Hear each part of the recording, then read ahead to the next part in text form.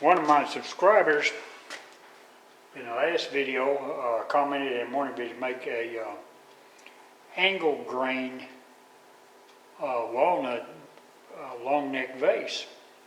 Well, before I try it on a piece of walnut, I thought I would just take a piece of some of my wood that's more plentiful, so if it screws up I don't have it screwed up. This is a piece of white oak.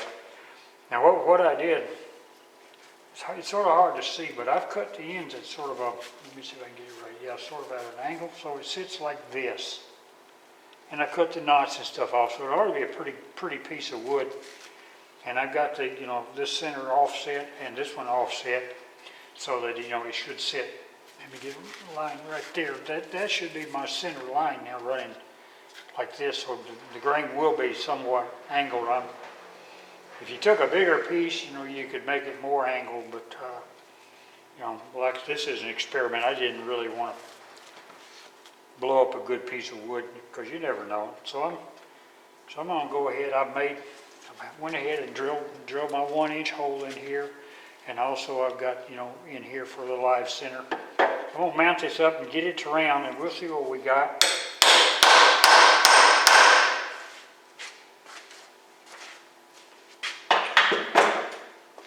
Whirl it up right there, and we'll see what it looks like.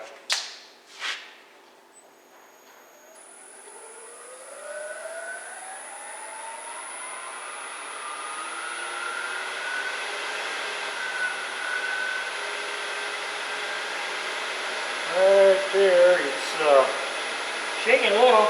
Right there, it's really shaking. That is 971. It looks like I can run it down to about 900. It does a pretty good job. So let's get it up here and get some face shields and stuff like that, and see if we can't turn this thing down a little bit. And just whirl it up. Commence to make noise. That noise you hear is the wind's blowing. Every year I get that. I don't know why I don't put a new gasket in that door. I guess I'm just too damn lazy. So let's go. And a little minor detail here. It's called a face shield. Right now is when you need one worse than you ever need one. It's when you first start. The very first start is when you need one worst. I don't know what all this stuff is on here. I think it's called grandson stain. All right, yeah, try it again. Whirl it up. Yeah, it's got grandson stain on it. He was the little one. He made a bowl yesterday. He wanted to stain it. So I guess my face shield was in the way. All right.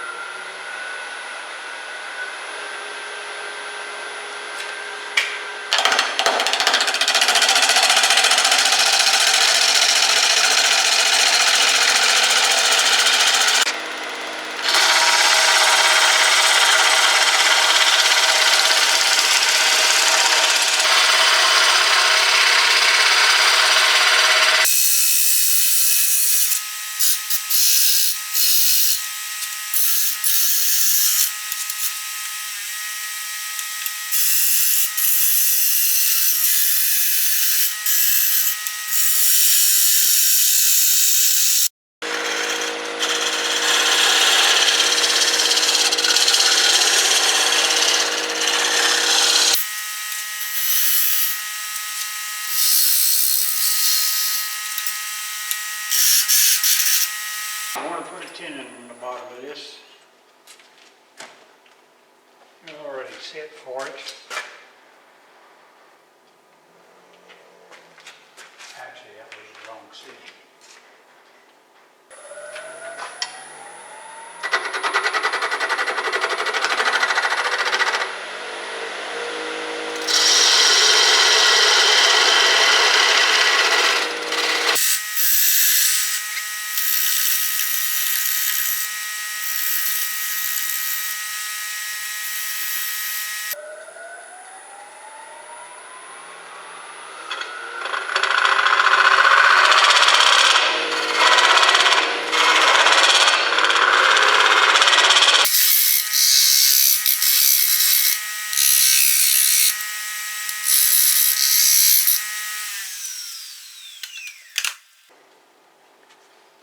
Okay, time to do a little repair here in a couple places.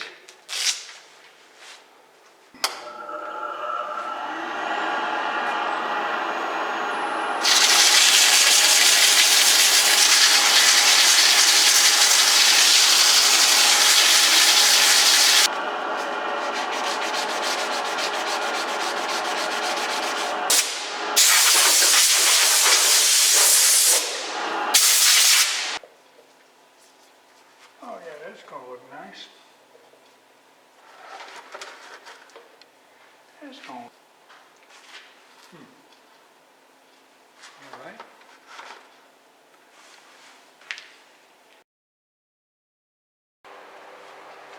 Well, it'll be the next morning again. Time's flying. Well, I've got it set up to drill it's a 1.5 inch Forester bit to drill a hole in it, and then I'll just clean up the lip as just, that's all I'm going to do. I'm not going to try to hollow anything down there. So I'm going to bring this up to here, and you got to go nice and slow when you first start, for sure. I mean, you don't have to turn so slow, but you have to progress your bit slower. Right there. Now you want to progress your bit really slow to begin with. So let it find its groove. Let it rub a little bit. It ain't gonna hurt nothing. Give it a little bit more. It's sort of trying to wobble a little right there now. It's never really straight. There you go. Got a little CA glue right in the end. That's what it is. It's some pretty dry wood here. I think we're finding our groove now.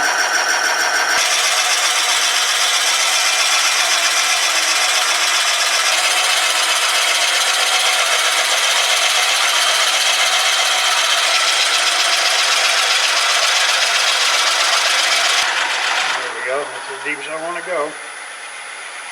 I can tell this. If I'd have went a little bit more, it would have stuck. So it's hard to turn back. All right. It's not easy. Here it comes. All right. We've begun. See, this is a Jacob's Chuck Live Center. See here? So what I'm going to do is put this back into here.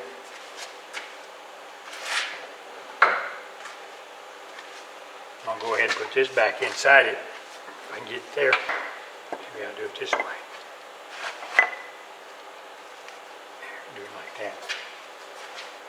I made a new tool rest yesterday. I was going to do a video of it, but it only took maybe like 20 minutes, so it wasn't hardly worth it. But there it is. Nice big flat area on top. It really made it so I could reach into inside things a little easier and have something flat rather than round. So I'm basically going to come in here with a, so what does I want to use? Well, I believe I'm going to use bowl gouge and just come in here, try to pull this out like this a little bit.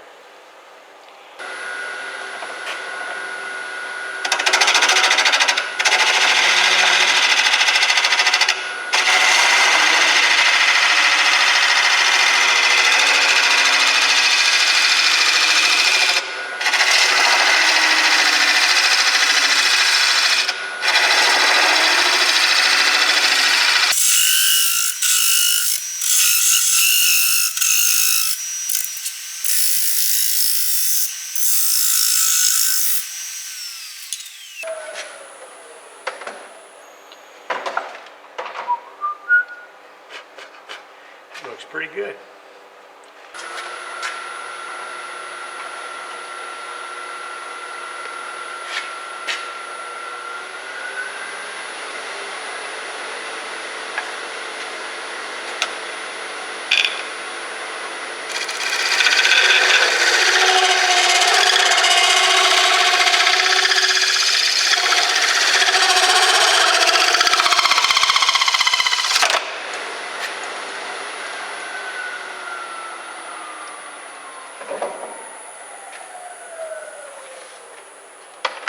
See, that saved me, didn't it? It did. And no worse for the wear. I think it's time to quit, my friends. This wood down here where this chuck's in is really punky, so that's one reason I didn't really trust it.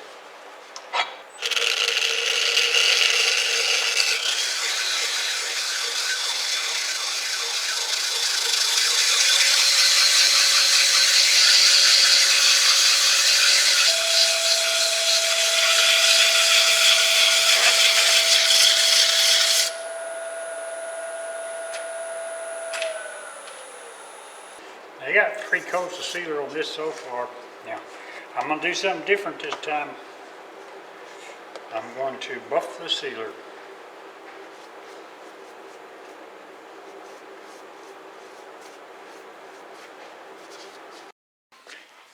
Alright, what I've done is I've taken 320 and I've sanded this, trying to remove any shiny spots where it is pretty smooth, but you got to remember this is punky wood. You're not going to get it super smooth.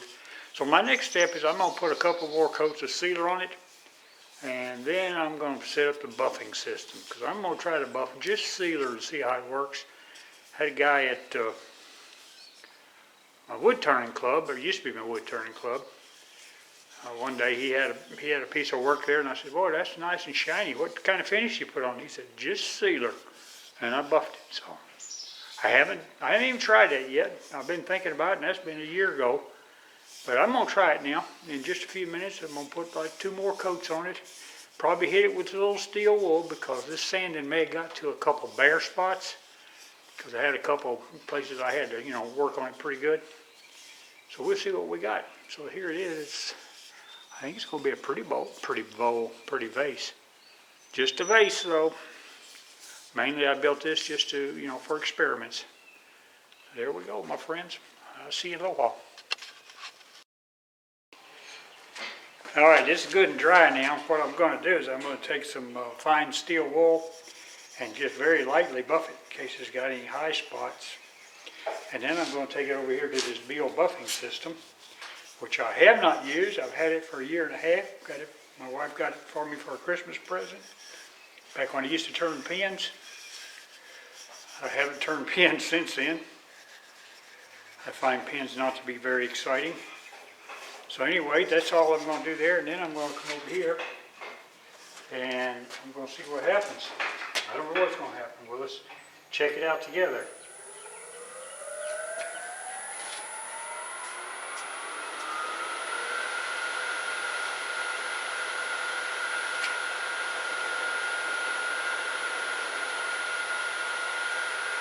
I can tell you right now, it's working.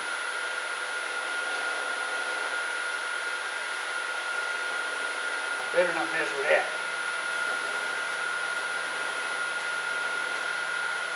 Very nice.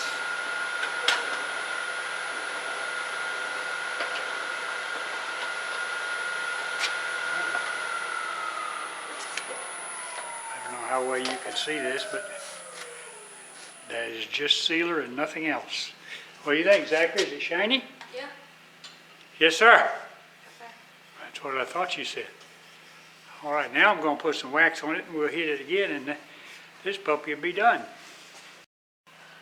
All right, I'm going to put a little bit of this on it, let it dry. Then I'll buff it some more, and we'll be done.